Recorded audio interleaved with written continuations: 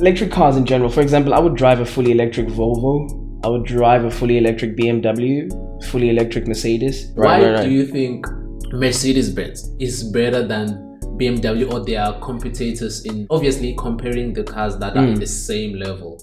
It's because, first of all, they provide more cars, significantly more cars. I think BMW provide your 1 Series, 2, 3, 4, 5, no longer the 6 Series, the 7 Series, the 8 Series, which is slowly dying out. If a car is able to be faster than the other car around the Nürburgring, around the track, then brilliant, you know what I mean? Then I'll give credit where it's due. So the reason why I think Mercedes AMG is better than BMW M is because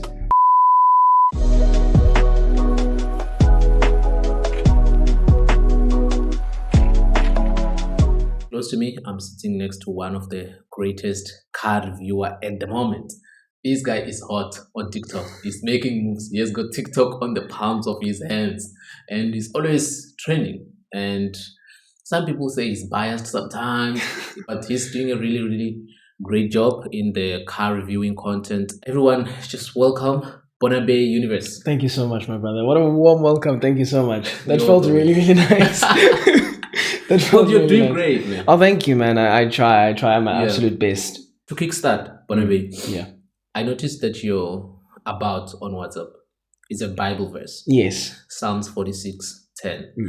You know, there's a lot of scriptures on the Bible. Yeah. But I would like to know why specifically that one. Well, because first of all, I've given my life to Christ, and you know, it was the most important decision of my life to give my life to Christ. So I live by scripture. One week it's going to be Psalms 46. The other week it was Joshua 19, Joshua 9. I don't really remember. John 14. I am the way, the truth, and the life. No one comes to the Father except through me. I just try to change these Bible verses every other week. I just live on scripture. I'm still very new into the Christian world, and I'm trying my absolute best, even with my friends. I'm friends with Upubis. I was talking to him last night about God. You know, I was talking to him about God. I think the Bible instructs us to share the gospel. The devil hates it when we share the gospel. So that's the reason why, you know, with my friends, I always share the gospel. Every time when I was driving here, I was playing gospel the entire time. Wow. So, I love Jesus Christ. I'm just such a lover of Christ. I love him so much. I'm asking that as my first question because it's such a beautiful thing to be in this generation. Yeah. And see that young people are dedicating their lives into Jesus Christ. I watched one of your videos where you just randomly decided to say, you know what, I'm driving right now to go do shopping, and there's someone who's taking a taxi who's requesting to go do shopping, and for that I'm just so grateful. So it warms my heart to see that in this generation where there's a lot of chaos, there's a lot of things that are happening around this, like people get hyped up with the things that are happening in the world, and we let this noise to kind of oppress us. But to notice that there's people who are actually taking their lives and giving them to Jesus Christ, that just softens my heart. 100%. And I'm always grateful that if you check the trend of all my episodes with all the people that I've recorded, each one of them comes and testifies of how great God has been in their lives. And to me, when it started, I didn't know like what's happening here. It looks like everybody that I invite, they come through, and then every story they're gonna tell, it's gonna revert back to how good God is. And then that's why I remember the purpose of why I started this podcast. When God gave me a call to say, go do this, go start this for this purpose. And I'm like, oh, okay. Now I see I'm not just doing this because I want to do something, but it's the purpose of God. So that's why I asked that question first. So now your real name is Smangaliso. Yes. The surname Hinjo. I know it's Hinjo. Yes. I just didn't know how to pronounce it. Take me through your background, where you grew up and to where you are now today. Right. So father Xhosa, mother Zulu. I was born in the hospital of NPA in Pangeni. and I grew up in Richards Bay in a little township called Inseleni. And basically my whole life there, school, everything basically there. So, and then after matric, I stayed in Richards Bay, and basically I initially wanted to be an actor, and then I changed my mind late, and then I wanted to do marketing, and then when the year came, and then I was like, nah, I don't want to do marketing. I know what I truly want. I want to be an automotive reviewer. So I just I looked up on the internet, and then I found out that DUT has a Bachelor of Journalism course. So then I went to DUT. So then now I live in Durban, and I get to do this. Oh, when was the time where you realized that you want to do car reviewing content? During COVID. 2020, I believe. 2020. Yeah. When we got sent, I remember we went to school that morning, and then we got sent back. We just got sent back. They just told us we're going to use Skype for classes now. Yeah. And then that's when I decided, you know what? I want to do car reviews with all this free time now. Were you in university or? No, I was in high school. In high school? Yeah, I was 18. Okay. Yeah. Wow. And looking at the journey that you are in right now, of the automotive reviewer, yeah, how has it been for you? How has been the challenges, the struggles, the ups and downs, and the positives of it? How has it been? Are you enjoying what you chose to do? Very much so. I love what I do. Obviously, on very controversial on the internet.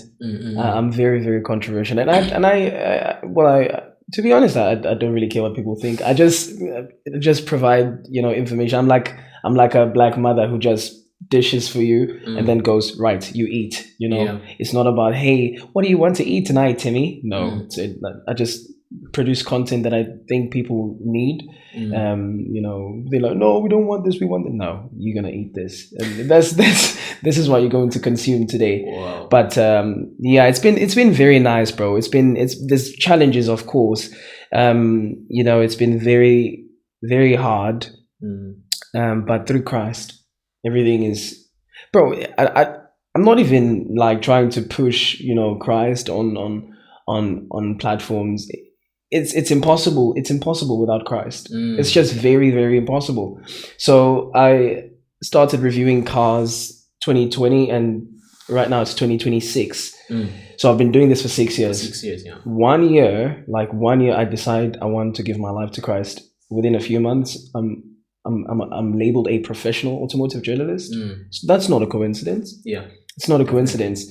I'm getting cars from manufacturers as opposed to getting cars from dealerships now. Wow. So, for example, today I came in a Suzuki Across. I got this car from Suzuki South Africa. Wow. So obviously there's right now there's fruits. I'm reaping the fruits now. So yeah, it's been difficult, but and it's still going to be difficult because of how I go about content. For example, lately I've been talking about how cars are overpriced. Yeah. I know that's going to affect my career. Do I care? No, I don't care.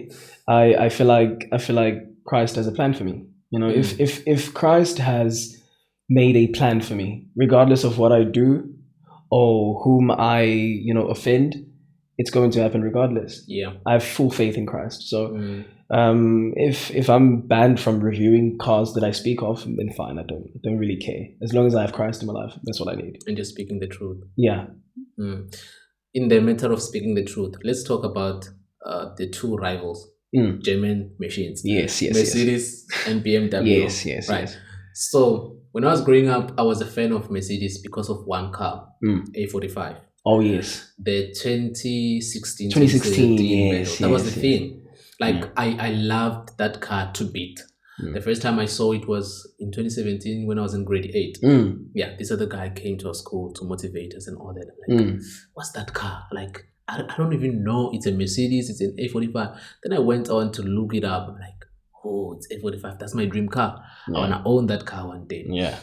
But as time went by, I think my first year in university, I started feeling like Mercedes is it's losing that touch Yeah. that they had Yeah. Yeah. back in the Yeah. days. Like that touch that made me fall so much in love with the A45 and Yeah. then later discovered the Yeah. C63. It was like they're kind of losing that touch. Now it's more about aesthetics and all those whatever that they are doing. And from there, then I You made it shifted. shift. I shifted. I started falling in love with BMW. Yeah. And then one of my friends, whom we used to debate a lot, to say Mercedes is better, and he would say BMW is better. And he was like, I told you. I told you a long time ago. Yeah. So I want us to have this debate. Right. Why do you think Mercedes-Benz is better than BMW or their competitors in, obviously comparing the cars that are in the same level? Yeah. We're talking about an M4, we have to talk about a car that's on the same level. Yeah. What are your opinions? Well, first of all, both are great car manufacturers. I cannot, just bury what BMW M has done buried under the carpet. I can't do that. Yeah. BMW is a very good car manufacturer. The reason why they're known globally is because how great they are. And what I love about BMW is they have special cars for each and every single country. There's a special edition M3 for Koreans, for Australians. We have the 333i here in South Africa, the 325i. BMW does that for the countries, and it makes them stand out. I understand why a lot of people love BMW. I love BMW as well. I've reviewed BMWs and I enjoy driving them. The reason why I think that Mercedes-Benz is better all around is because, first of all, they provide more cars, significantly more cars. I think BMW provide your 1 Series, 2, 3, 4, 5, no longer the 6 Series, the 7 Series, the 8 Series, which is slowly dying out. So basically 6 when it comes to these cars. And then the SUVs, there's the X1, the X3, the X5, the X7, and basically that's that. The XM did not sell quite well, and you look at Agree. you know what I mean. So with Mercedes-Benz, they make the A class, the C class, all these cars in the V class. They make the G wagon, they make all these different cars. They make the Sprinters, they make buses, they make all these things. So I look at it as, okay, so one has made, say, 15 cars and the other has made 30 cars. So, okay, then let's look at these cars individually. When you look at, I don't test cars. I don't base my debates on standing quarter miles, because it's primarily about which person launched better or which car launched better. You know what I mean?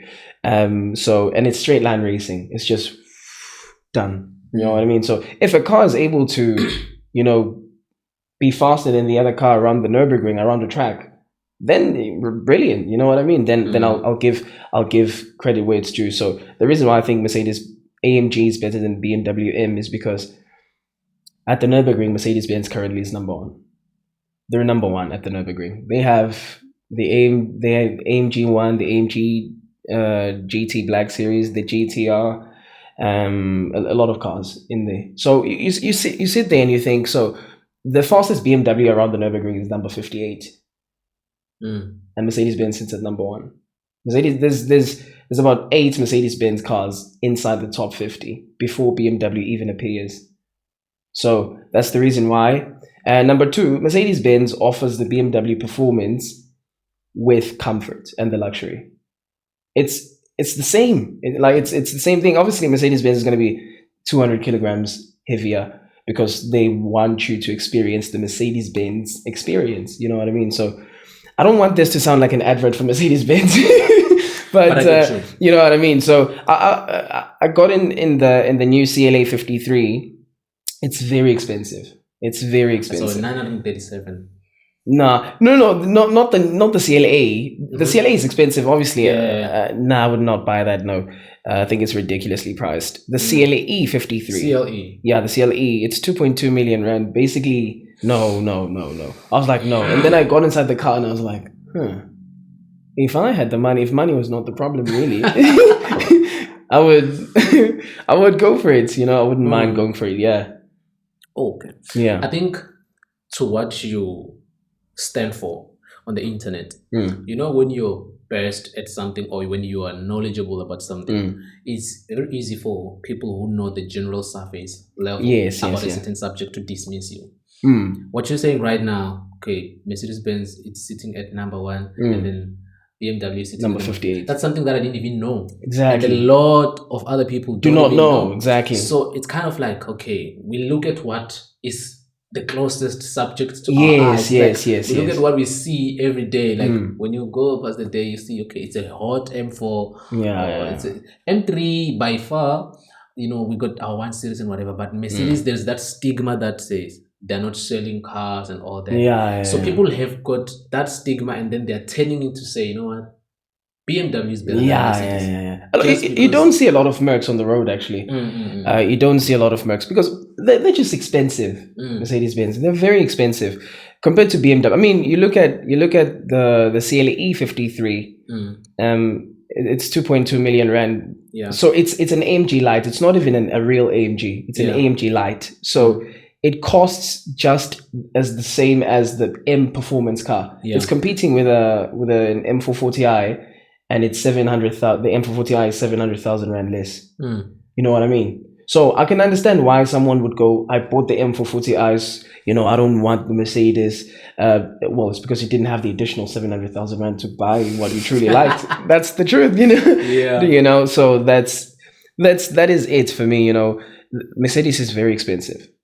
They're very expensive. Their cars are very expensive. But I feel like if you have the money, yeah, definitely, you buy what you truly love, not what you can afford. You buy what you truly love.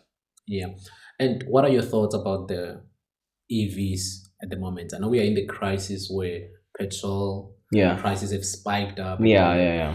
Just share with me your thoughts about the electric vehicles and hybrid power and all that. Yeah. So first car I drove that was electric was the Dongfeng 007. I was very impressed. It picks up speed so quick, and it's very convenient. Like it's such a very convenient thing. The fact that I'm able to charge a car, like for example, right now they're building fast chargers. The fact that I'm able to charge a car in like 30 minutes, 40 minutes. Obviously, that's if I go to a mall, maybe I'll go here at Galeria. There's chargers there. Yeah. I'm gonna leave the car in the charger, go to, I don't know, Mug and Bean, grab a breakfast, and then come back. The car's fully charged. I can drive 600 kilometers. You know what I mean? As opposed to paying for petrol. I mean, what would you pay for petrol that would take you 600 kilometers? A lot of money. And then you have to think, okay, so I'm paying 150 rand, 300 rand for six. I'm paying basically 300 rand, 400 rand for 600 kilometers. Yeah, it's not bad. It's not, because that's half the yeah. You know what I mean. So I sit there and I think these cars are very convenient, very very convenient. And there's a situation that happened with fully electric cars. I don't think KZN in general is ready for electric cars. I drove the Dongfeng. I got given the Dongfeng box, and I took it to Pietermaritzburg. The range said something about 280 something kilometers, and I went, Pietermaritzburg is like 60 kilometers. I'll make it there, 60, 70 kilometers. So yeah, the battery died. The battery died, and when it dies, you're cooked. Now you have to call a flatbed to come pick you up, because again, it starts going on limp mode, where it's driving really really slow and sluggish, and then it just stops. So again, that's the reason why. But then electric cars in general, for example, I would drive a fully electric Volvo. I would drive a fully electric BMW, fully electric Mercedes. The Dongfeng box is basically just a city car.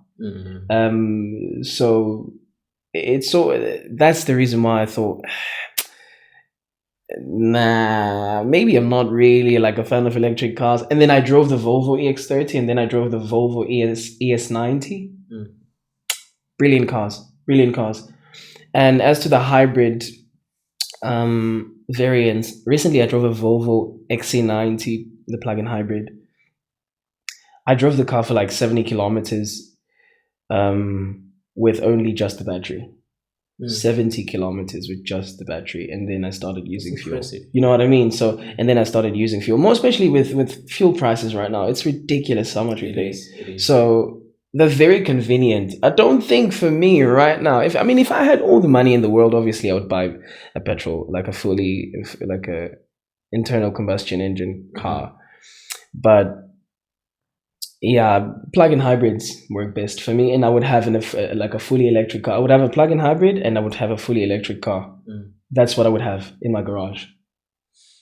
Okay, true. Yeah. And going forward with the content, what are some of the things that you would say, here I had a bad experience? For example, the most surprising car that you've ever driven, or a car that you drove and you were like, I was not expecting this car to drive like this, but now it's like you're getting it can be either the negative feeling about it or a positive feeling about it. But what has been the most surprising factor in reviewing your cars? I'd say the most horrible experience was the Dongfeng box, because we got stuck. It was you see the thing is, when you get stuck in an area that is number one in South Africa, when you look at the statistics, PNB is number one in crime. And I'm not familiar with PNB, and I'm scared. That was prime Top Gear stuff. I mean, my audience was loving it, and then my audience was loving it, and we got stuck, and then we went to the charge, and then we found another car charging there with only one charger working. The inconvenience, it was just a horrible experience for me, and we got cold, and I didn't have a jersey because I thought it was going to be an in and out thing, and I didn't have a jersey. It was cold. It was really, really cold. So we bought coffee there by McDonald's, and eventually we charged, and then we sprinted back to Durban very, very late, I think at 9 p.m. So that was a very horrible experience for me. Surprising, or is, I'd say, the most surprising experience.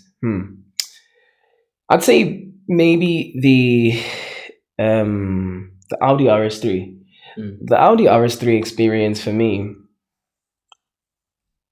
Look, we watch reviews, and we can see in the reviews that this car is very good. When you see a video and you go and the journalist is praising the car, it's very good. It's very good. When you drive it as well, I didn't expect it to be that good. I remember, I don't know if I could talk about this. But if it's somehow, I'll cut. Okay. But me and this BMW guy, let's just say we met at the Robots, me and this BMW N140 guy, and I said to him, well, let's run. And it's handling is brilliant. There were cars at the front, and there was a tiny space. This car was trying to merge onto this lane, but it was stopped because there were cars on the oncoming lane, and it was stopped. So I was basically headed towards its boot, and this car is driving slow. I don't know how. I just went, and then the car just went, and then and then I went, oh, the handling is good. So then now I have a story to go. When it comes to handling, I can't compare a BMW M2 and an Audi RS3. To me, that was very surprising. You can't. Audi RS3 handling is beyond good. It's so good. It's so good. When I did that, I was like, I couldn't believe. I had to stop and look at the car. Did I crash? I was like, the car's fine, and I was like, wow. Okay, and then I went to my place. I kept thinking about how the handling of the car is so good. So well done, Audi. You've made a very, very good car. It's a very, very good car. To me, that was very surprising how good the handling actually is. Because we were sprinting. Okay, I can't say. I can't say. But that's what I get with most people who review the RS3. Yeah. I kind of undermined that car, because now it's like the look that it had before is no longer the same. It's when you look at it, be like, it's like Audi has lost their touch in the RS3 a bit. But everyone, when they get inside the car, their review is just like, this car is really good. It's really good, and I just love it. I just love it. My favorite one is white, black wheels, and that glossy black front grille. If I could have a white Audi RS3, finish. Like that to me is like, yeah. Wow. And let's look at the commercial side of content creation. Okay. Now, because as you've taken this as like a career to you, obviously it's a business, right? And it's correct me if I'm wrong. This is where it becomes tricky. Yeah. This is If we are looking at the commercial side of it, how are you being able to make a living from what you're doing? Because you're doing something that you're passionate about, something that you love. What is the commercial side of it? If you're comfortable with it, don't share 100%, information. 100%, bro. Yeah, don't share information that you don't want somebody to get. No. You know what I mean? I know. Yeah. No, 100%. Yeah. The commercial side of it is terrible. It's awful because I don't get paid for reviews. I'm a journalist. You don't get paid for a review. If you were paid for a review, then it would be like a promotion. You know what I mean? So I don't promote cars. I review them. Yeah.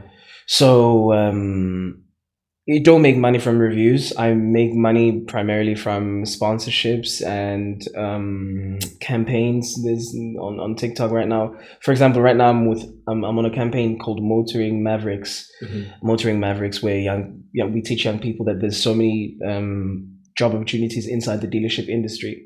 So you get payments from there. That's where you generate income, from those, things and someone saying, hey, could you, I need an advert, blah, blah, blah. So basically it's like, my page is basically like an ad agency.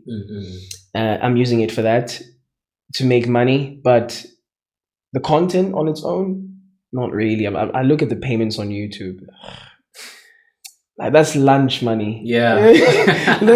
That's lunch money, bro, you know? And I look at the payments on Facebook, lunch money again. So it doesn't really pay me, but I love doing it, there's no greater feeling as when you're walking maybe with a girl and the guy goes, hey, bro, Bonabay, I love your content. You feel like you've scored points. You feel like bro. You're like, yeah, I'm the guy I think I am, Cool, so it feels great, bro. It feels great.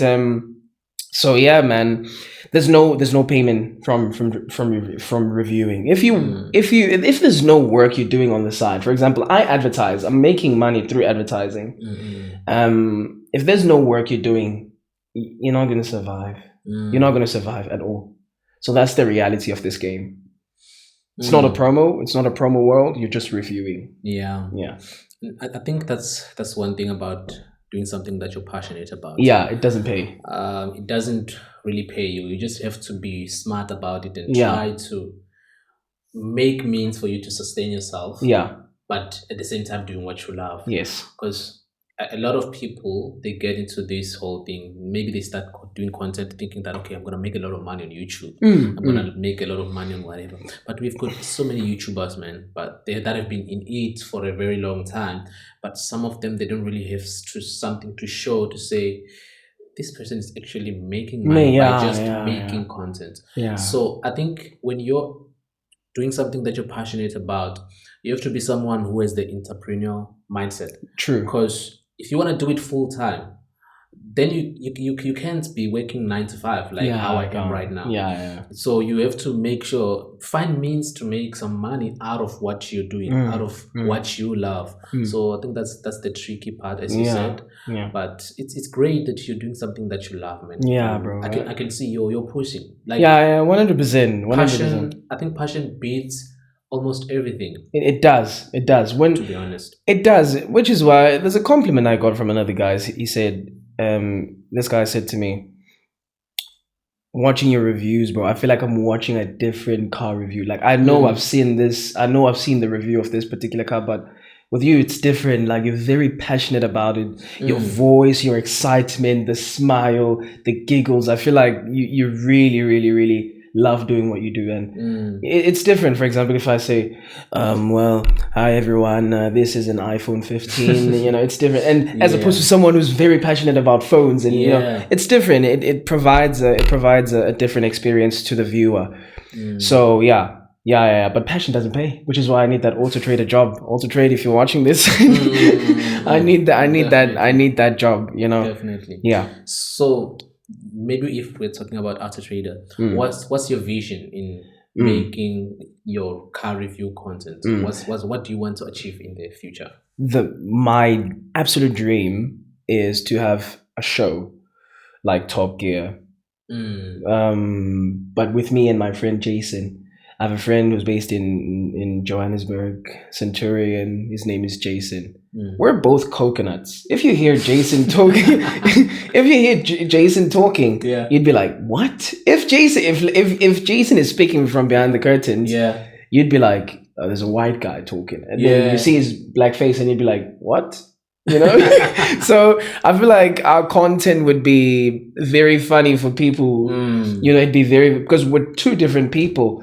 And our personalities sort of clash, and that's the reason why it would work, because I'm a different person, he's a different person. I like this, he likes that. So that's my ultimate dream, and I want that contract or that series to be under Amazon or the BBC in London. But Amazon, that's the dream, or the BBC. Yeah, that's the dream. But for now in South Africa, locally, the dream is Auto Trader South Africa. Yeah. Auto Trader South Africa.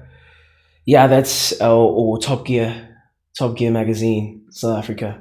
So that's my goal for now. Okay. Yeah. That's wonderful. I believe you're gonna get there, man. 100%. Thank you. Sooner than ever. Thank you. Now let's talk about you're still young, so I can ask you this. Yeah. What's the car that if you get it, you'd say, now I'm cool? Now I've accomplished everything. Yeah. Porsche 911 Turbo S, without a doubt. The Porsche 911 Turbo S, every time I see it, you see, you don't see it every time. You don't see it every time, but when I see a 911 Turbo S, I get reminded as to why it is like my favorite car ever. You know what I mean? It's just so good. It looks so good. It's so fast. It sounds nice. I love that car. Once I bought a Porsche 911 Turbo S, I'm done. Like, there's no need for me to review like cars like I'm doing right now, to go live, to do these things. Obviously the ultimate goal is to spend time with my wife and my children when I get to that point. Hopefully I get a wife and children. But once I buy a Porsche 911 Turbo S, I'll produce one video. Like one video a month.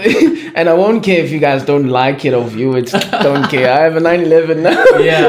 I have a 911 Turbo S now. Get you. Yeah. I think when we are in this age, we always, like, if you're a car fanatic, you always have that one car that you know, if I can get this, even if it's the only one in my garage, I'm cool. It's not practical at all, bro. It's not practical. It's low, it's very low. You sit very low. It's not practical. You can't fit stuff. You can't fit more stuff at the boot. But yeah, that car for me is like, I have everything if I have that car. Wow. Yeah. Just to speak about life in general, what advice can you give to somebody who is in this age, about 20 to 30, with regard to following your passion and doing something that you love on a daily basis? What advice can you give them? You can't guarantee your friends to support you. You can't guarantee your family to support you. Lean on to Christ. Lean to him. He's waiting for you. His arms are wide open. Lean to Christ and you pray to Christ, and everything is going to work well. I know it sounds, like, oh, he means that it's not that, it is that easy. Christ is the ultimate. I don't even know how to say it, but bro, if you're passionate about something, lean on to Christ. Tell him that you love doing this and you would like for him to, give you wisdom, and give you the opportunities, the wisdom, and I promise you everything is going to work well. And be consistent. If you want to do something like this, for example, what I'm doing right now, you have to be consistent. I'm the most consistent automotive reviewer. You are. The way, if I'm not uploading videos, I'm going live. Yeah. You know what I mean? I'm doing live segments and interacting with the fans. And I haven't seen anyone do what I do. I'm very, very obsessed with uploading videos. And that's the reason why when you look right now, when it comes to traditional automotive journalists, you know, I'm the most followed one. Like when I'm talking about people who only post about automotive content, I'm the most followed one, and that is not by chance. That is just dedication, and you know, prayer, and you know, leaning onto Christ. Sometimes I want to do a video, and I pray, and then it just feels off, and that's how I know the Holy Spirit is communicating with me. Like, nah, don't do that. Don't do that. Oh yeah, go ahead and do it. You know what I mean? So it's very important to have a relationship with God, and pray. Just pray every day. Do not go a day without praying. You know, wake up in the morning, give thanks. Pray for the day, and at night you also pray. Give thanks. It's very important to give thanks to the Lord. That's what the Bible says. Give thanks. You know, so yeah, man, it's all about have a relationship with God and be consistent. You know, we as men, life tends to become a bit hard. It is, especially when you grow at around this age. Some of the things that may have kind of occurred even years ago and whatsoever. When you grow as a man, some of those things, they catch up with you, and you get to a point where you feel like life is really, like, life sucks actually. Like, it's like, if you're a man, life is supposed to be this whole conundrum of ups and downs, of hurt, pain every day. You are speaking more on giving your life to Jesus Christ. But I would love to understand, what was the motive behind you taking yourself to say, I'm going to give my life to Jesus Christ? If there's anything that, or any event that came into play that woke you up to say, you know what, my life is not right. Like, I need to give my life to Jesus Christ. Well, first of all, I was a massive fan of Charlie Kirk. You know, United States patriot, and debater. So I used to watch him, and he used to say that through Christ all is forgiven. Like whatever trauma you went through, you go to Christ, you feel at peace. All is forgiven. The reason why he bled on that cross was for all to be forgiven. Right? Whatever you did, all is forgiven through him. You know, so I loved watching Charlie, but you know, I hadn't really given my life to Christ. I was like, every time he'd speak about Christ, I'd sort of fast forward. You know, I'd be like, oh yeah, he's one of them, you know. But when he got murdered, when Charlie got murdered, at that Utah University, if I'm correct, instead of people on his side, obviously, instead of fighting back, and because there were people who were mocking his death, you know, making the hand gestures, and you know, and everything. Instead, the people who were on Charlie's side, they did not retaliate with violence. Instead, they prayed. They lit candles and prayed. That was, to me, that was the most beautiful thing ever. Imagine someone smacks you. Imagine someone, you know, smacks you, and you just pray instead of fighting back. Don't try it with me. I'm gonna beat you back. But I'm just saying, I wanna beat you back. I'm not like that. No. Yeah. But imagine that, bro. How at peace is your mind? How at peace is your heart? Instead of retaliating with violence. And there were just this unity where students met and they prayed, you know. And to me, that is the moment I decided that's where I want to be. Instead of being angry, these people are praying. They're at peace. They're still getting mocked. They're still getting laughed at, getting spat on, but they're praying. That's where I want to be in life. And that's when I decided, you know what, give my life to Christ. And everything, bro, everything, I mean everything, has been so good. Everything has been so good. I know that there's going to be trials and tribulations going forward. I know. But yeah, lean on him. As long as I don't forget to lean on him, as long as I can always remember that I need to lean on Christ, everything is good. Everything is all right. 100%.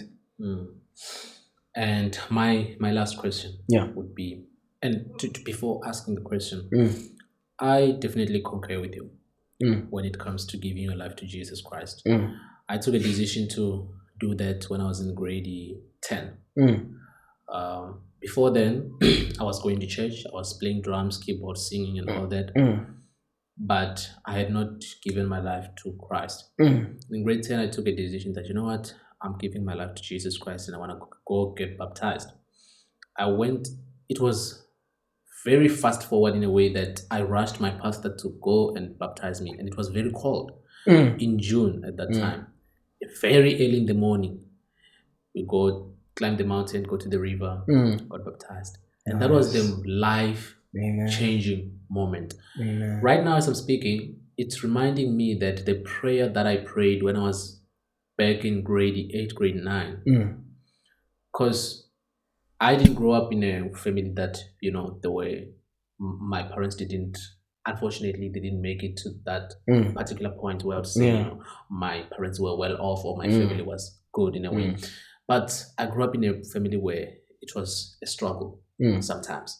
So I wanted to make it up. I wanted to excel at school. I wanted to go to university and do a degree that it will help me to get a job and try to mend their hearts and give them the life that they deserve, And my worry and the thing that hurt me the most was that I'm not a genius.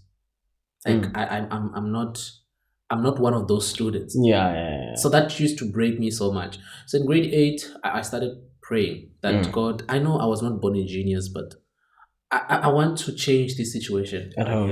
I want you to do something about it. I'm not a genius, but at least help me to go study what I want. I wanted to study mechanical engineering. And when I was praying, grade 8, grade 9, it was a struggle, bro. It was a huge struggle.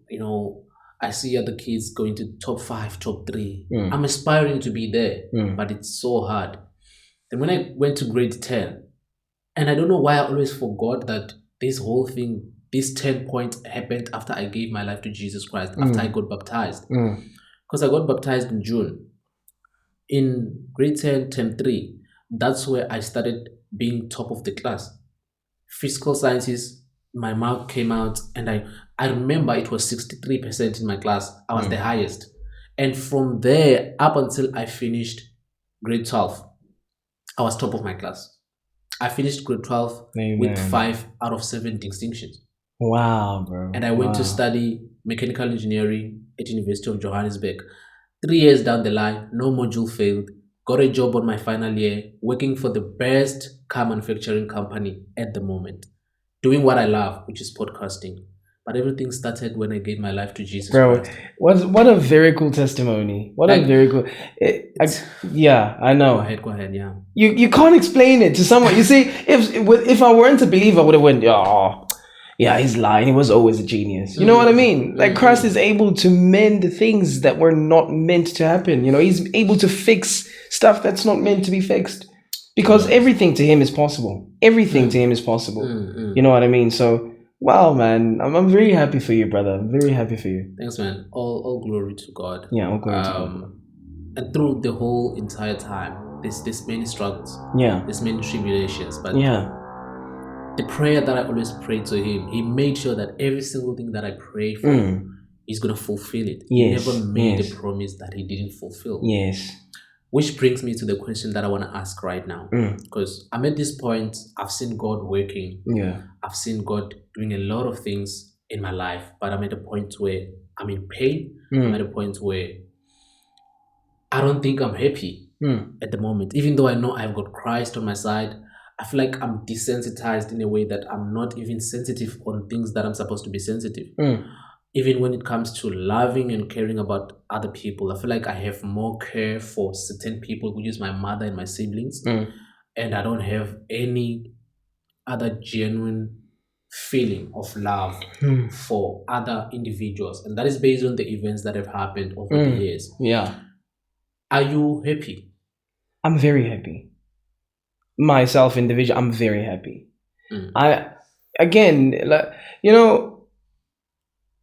I realized there was something. I was taking a walk, and I was very violent and very quick to anger. I was taking a walk, and this homeless dude just came up to me, stood in front of me, and then I went, "You okay?" And then it just went quiet. And then I went, oh, okay, I'm being tested. You know, I was like, just being tested. Because if that was me, like if that was like the previous me, I would have punched him. Don't care if you're homeless. Don't care if just violence. But then through Christ, there's love. There's this love that you have for other people. You know, you care for them. You're very considerate. You're loving. You're kind. Everything is tender. Yeah. So I'm me personally, bro. I'm very happy. Everything is going super super well. Even though when things are not going entirely great with certain stuff, I'm fully aware that it's all a part of the plan. I'm very happy, bro. I'm very very happy. Wow. And I pray to get to a point where I can be able to sit and say, you know, I'm happy. But it always gives me peace to get different people who come and share different stories. Yeah. And share with me that, you know, there's always the light after the tunnel. Like maybe going through something right now, you may feel a certain type of a way, but with Christ on your side, there's always gonna be that joy. So I can feel what you're saying. Being at the time, being a person that you were who was angry most of the time, something small could make you angry. Yeah. I'm very sure that didn't make you happy, but now you found that portion of your life where you could say, I'm happy, and I'm well off where I am.